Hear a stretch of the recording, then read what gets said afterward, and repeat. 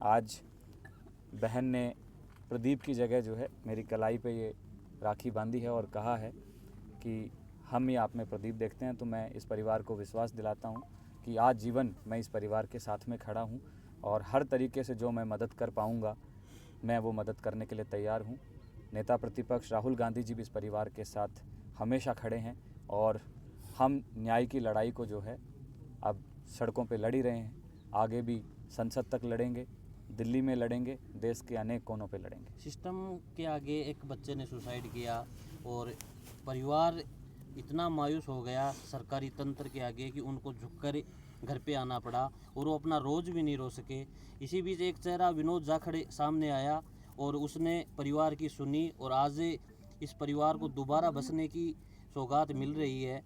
देश में अब तक 7 युवकों ने सुसाइड कर लिया है। क्या कहना चाहेंगे, विनोद जाखड़ कहाँ तक पहुँच पाएंगे या कोई और चेहरा भी निकलेगा जो विनोद जाखड़ की तरह काम कर पाएगा? देखिए, ये बात मेरी नहीं है, मैं तो हर इस देश के नौजवान से कह रहा हूँ कि अन्याय के खिलाफ लड़ना पड़ेगा और कोई भविष्य में ऐसे प्रदीप की तरह कदम ना उठाए, इसके लिए हमेशा ही हमें जो है जागृत रहना पड़ेगा। मैं आज देख रहा हूँ बहुत सारे फ़ोन मेरे पास आ रहे हैं, जब से पेपर लीक हुआ है और घटनाएं सामने आ रही हैं, माँ बाप अपने बच्चे को अकेला तक नहीं छोड़ रहे हैं क्योंकि वो डर गए हैं कि कभी भी बच्चा कोई कदम उठा सकता है।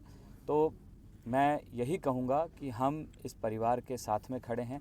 जो बाकी परिवार हैं उनसे भी हमने संपर्क साधने की कोशिश करी है, लेकिन कुछ परिवारों को जो है सरकार के द्वारा डरा दिया गया है। परिवार में अगर कोई सरकारी कर्मचारी है तो उस पर दबाव बनाया गया है कि हम उस परिवार तक ना पहुँचें।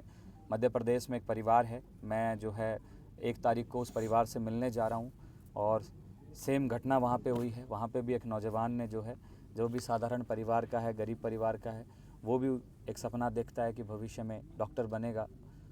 आज वो बच्चा हमारे बीच में नहीं है। तो ऐसे बहुत सारे प्रदीप और बहुत सारे देश के अलग अलग कोनों में जो हैं छात्र आत्महत्याएं कर रहे हैं। ये बहुत देश जो है विकट परिस्थिति से गुजर रहा है।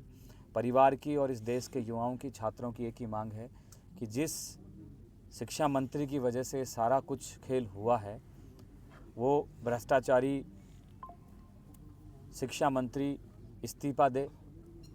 साथ में जो NTA नेशनल टेस्ट एजेंसी है, जो इस पेपर को, नीट पेपर को कंडक्ट कराती है, वो पूरी तरीके से विफल है। इसको तुरंत प्रभाव से बंद किया जाए और उसकी जगह या तो कोई सरकारी एजेंसी या कोई और ऑप्शन जो सरकार के पूरे नियंत्रण में हो, उससे ये पेपर कराया जाए। तो ये सब परिवार की मांगे हैं। अभी मुझे बताया कि हम जब तक न्याय नहीं मिल जाएगा, प्रदीप की अस्थियां भी जो हैं हम गंगा में नहीं बहाएंगे, क्योंकि हमारे यहाँ प्रथा और परंपरा है कि जब तक आत्मा को शांति नहीं मिलती है, मुक्ति नहीं मिलती है, जब तक कि गंगा में या जहाँ भी इनका स्थान रहता है वहाँ अस्थियों को नहीं बहाया जाता। तो ये परिवार की, इस देश के लोगों से, इस देश के युवाओं से, इस देश के छात्रों से बड़ी मार्मिक और भावात्मक अपील है कि ये अपने बेटे की अस्थियाँ इसलिए नहीं बहा रहे हैं ताकि कल को कोई और माँ को, किसी और बहन को, किसी और पिता को ऐसे अस्थियाँ अपने बेटे की या बेटी की ना बहानी पड़े। तो हम ये वादा करते हैं कि हम इनकी न्याय की लड़ाई तक पूरा मजबूती से इनके साथ हैं। जो नीट छात्र प्रदीप ने सुसाइड किया, सरकार के कानों तक जूं तक नहीं रहेंगी, जबकि सरकार पेपर लीक मामले को लेकर ही इस प्रदेश में आई थी। अब सरकार बोल नहीं रही, क्या कहना चाहेंगे? देखिए, सबसे बड़ी बात तो ये है कि आज इस पेपर लीक के कारण न जाने कितनी माँओं के लाल जो हैं उजड़ गए हैं, कितने भाइयों की, हमारी बहनों की जो राखी की कलाई थी वो उजड़ गई है, कितने पिता के सपनों को मार दिया गया है। तो पेपर लीक घर उजाड़ने के साथ साथ भविष्य और इस देश के नौजवानों का आत्मविश्वास को ख़त्म कर रहा है। प्रदीप जैसे नौजवान मजबूर हो गए इस भ्रष्ट सिस्टम के सामने दम तोड़ने को, लेकिन हम देश के नौजवानों से आह्वान करते हैं कि हिम्मत रखिए, लड़िए, क्योंकि हमारी लड़ाई बड़े भ्रष्टाचारियों से है और ये एक दिन की लड़ाई नहीं है। मैं आज प्रदीप के परिवार से मिलने आया हूँ।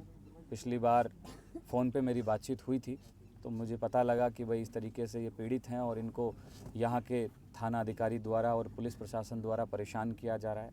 सरकार के कुछ लोगों द्वारा धमकियाँ दी जा रही हैं। ऐसे में हम आए और सड़कों पे निकले, मार्च निकाला। परिवार ने इच्छा जताई कि इनकी बात जो है नेता प्रतिपक्ष राहुल गांधी जी तक पहुंचाई जाए। और हम जरिया बने राहुल जी तक इनकी बात पहुंचाने का। राहुल गांधी जी ने इनको आश्वासन दिया कि वो इस लड़ाई में जो है इनके साथ में खड़े हैं, पीड़ित परिवार के साथ में हैं और यथासंभव जो मदद हो सकेगी वो मदद राहुल गांधी जी करेंगे। आज उन्हीं की न्याय की लड़ाई को लेके, उन्हीं की मैसेज को लेके हम लोग यहाँ पहुँचे हैं। परिवार ने जब राहुल गांधी जी से बातचीत की तो बताया कि कैसे इन्होंने कर्ज लेकर जो है अपने बेटे और बेटियों को पढ़ाया है।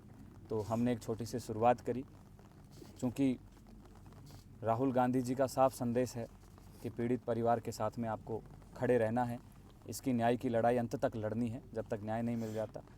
तो उन्हीं के आदेश पे, उन्हीं के निर्देश पे हम सब NSY के कार्यकर्ताओं ने, कुछ समाज सेवियों ने साथ में लेके 11 लाख रुपए की राशि जो है हमने चेक के माध्यम से, और जिस दिन मैं पहले दिन आया था 50,000 की कैश सहायता हमने की। साथ में ही राजकुमार शर्मा जी ने भी इनको 2 लाख रुपए की जो राशि है वो दी है। और भी हमने प्रदेश भर की समाज सेवियों, भामाशाहों से और लोकल नेताओं से निवेदन किया है कि आप इस परिवार का सहारा बनिए, साथ दीजिए, क्योंकि ये घटना किसी भी परिवार के साथ घट सकती है। ये गरीबी और अमीरी देख के नहीं आती है, क्योंकि घटनाएं जो हैं आज जिस तरीके से नौजवान आत्मविश्वास खो रहे हैं, तो ये एक भ्रष्ट सिस्टम का हिस्सा बन गए हैं। तो हम उस भ्रष्टाचार के खिलाफ उस लड़ाई को जारी रखेंगे। आज जो एक बच्चा किसी की ज़िंदगी बनाने के लिए डॉक्टर बनने जा रहा था, लेकिन उसने खुद ने अपनी ज़िंदगी खो दी, और भाजपा या सरकार के किसी भी पदाधिकारी का, किसी मंत्री का, किसी भी प्रतिनिधित्व का कोई मैसेज तक नहीं है, क्या कहना चाहेंगे? मैसेज कैसे होगा? इन्हीं के लोग तो इस षड्यंत्र में शामिल हैं। आप देखिए कि किस तरीके से शिक्षा मंत्री के साथ, इन भाजपाओं के नेताओं के साथ, युवा मोर्चा के नेताओं के साथ जिस तरीके से तस्वीरें आ रही हैं, जो जमारामगढ़ के विधायक हैं उनके साथ तस्वीर आना, तो ये सब तार आपस में जुड़े हुए हैं। और सच्चाई ये है कि आम बच्चों की पकड़ में नहीं है ये पेपर। ये कोई गाजर मूली या सब्जी नहीं है कि कोई ठेले से जाके पेपर खरीद लाए। ये बड़े नेक्सिस का जो है एक हिस्सा है, बड़े षड्यंत्र का हिस्सा है। इसमें बहुत बड़े बड़े लोग शामिल हैं। सरकार उस नाम को, उन नामों को उजागर करने से डर रही है, क्योंकि मैं ये मानता हूँ ये वो नाम हैं जो सरकार को मोटी फंडिंग करते हैं, चुनाव में चंदा देते हैं, क्योंकि ये चंदे पे चलने वाली सरकार है।